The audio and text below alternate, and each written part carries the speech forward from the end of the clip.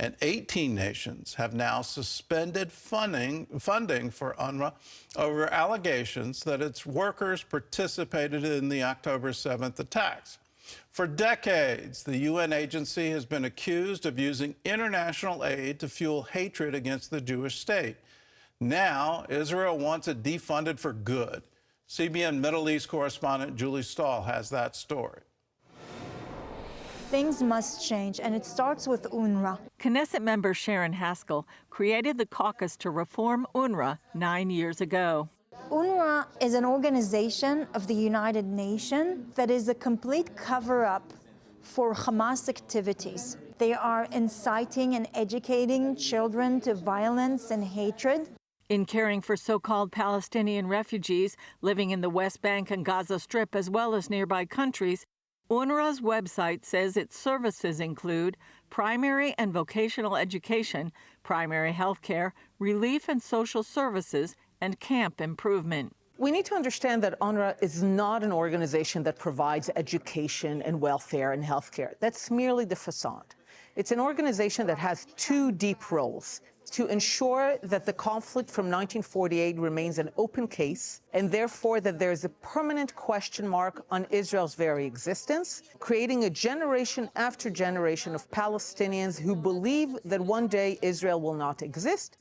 Dr. Anat Wilf adds UNRWA relieves Hamas of any humanitarian responsibility, a philosophy confirmed by senior Hamas member Musa Abu Marzouk, who said, "These tunnels are meant to protect Hamas from Israeli planes, and it's the responsibility of the UN to protect the people." There's a generation that does not know that UNRWA was started in order to undermine the state of Israel. Count Falk Bernadette, who was the first UN mediator, he was upset with the right of the law of return. That law allows Jews worldwide to immigrate to Israel. So he said the Palestinians have to have the right of return, and their inalienable right to go back to where they came from in '48, instead of being, absorbed like any other refugee. David Bedin started Israel Behind the News to expose teachings and practices going on inside UN facilities in Gaza and the West Bank. We have been through 1,000 school books used by the Palestinian Authority and UNRWA. We were offered by a prominent rabbi $10,000 for a research grant to find anything for peace. I said, look, I'd like to have your money, but it doesn't exist. It is one system, not for hatred, but for murder. Knesset member Simcha Rotman says UNRWA funding needs to stop. So the fact that UNRWA gets money as a donation, and this money supports terror, actively supports terror, needs to stop.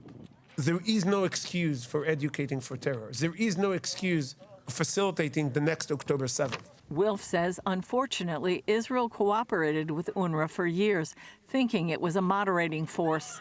Israel has to do a 180 and declare quite clearly that it will no longer cooperate with UNRWA. UNRWA provides no benefit, and no country that is a friend of Israel should give any money to UNRWA. The United Nations is a hornet's nest of Jew hatred, is a hornet's nest of deception, is a hornet's nest of terror-supporting policies and organizations. Dan Diker of the Jerusalem Center for Public Affairs says Gaza has become a forward base for the Iranian regime. Today, it's the Iranian regime that is mobilizing UNRWA with its Hamas proxy to incite to the murdering of Jews and Israelis, to carry out acts of terror. They have sanctified as a strategic objective the destruction of Israel from within UNRWA compounds and organizations within Gaza. Diker believes the U.S. should lead an international body to supervise UNRWA donations until it can be dissolved and responsibility given to local Palestinians. Julie Stahl, CBN News, Jerusalem. We've been calling for defunding this agency. It's the UN Relief Works Agency. It's unique. It's unique in history, the history of the UN, unique in international politics and international law.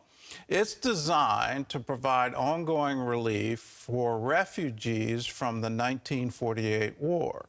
What happened in 1948, Israel declared independence, was recognized by the UN, and on the day they did that, the Arab nations around them declared war. And they asked the Arab residents of Israel to move out of the way. They didn't want them to be collateral damage, casualties because of the war. And so they all evacuated.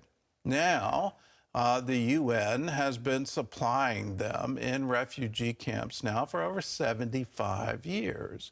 It has to stop. We've been saying it for years that they're educating children, grandchildren, great-grandchildren now in hatred against Israel. And they get them indoctrinated that from the river to the sea, where Palestine will be free. We want to wipe Israel off the map, and they want to kill every Jew in Israel.